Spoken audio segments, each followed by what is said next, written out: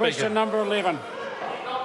My question is to the Minister of Primary Industries and asks, will the government provide compensation to farmers whose cows fell ill or died from eating herbicide-tolerant swedes?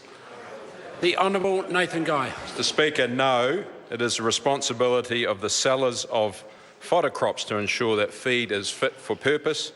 This was a regional incident in one part of the country with a range of contributing factors.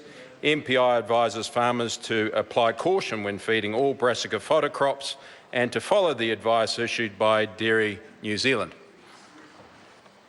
Supplementary question. Steffan Browning. Given that he allowed herbicide-tolerant swedes to be sold to New Zealand farmers, which then caused the death of 200 to 300 cows at a cost of hundreds of thousands of dollars, why won't he compensate the farmers?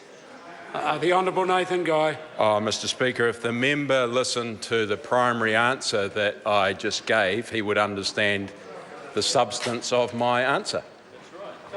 Supplementary. Supplementary question. Steffan Browning.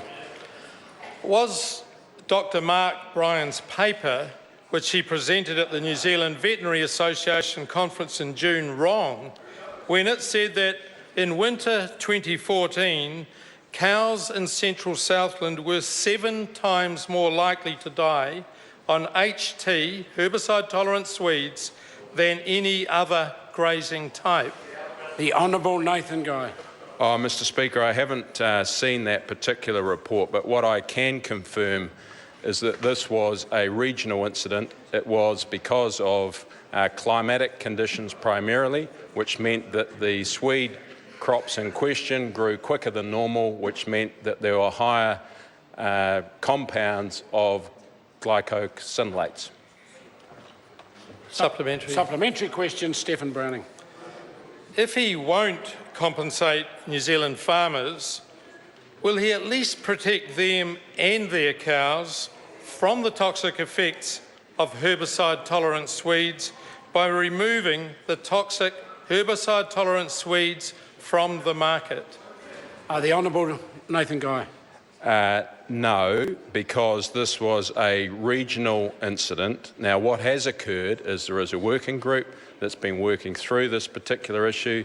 There's been animal biopsies and blood samples taken. There's been a new scientific test that's been set up where we had to import equipment from 3 different countries. There's been a wide variety of communications gone through to farmers to lift their overall understanding.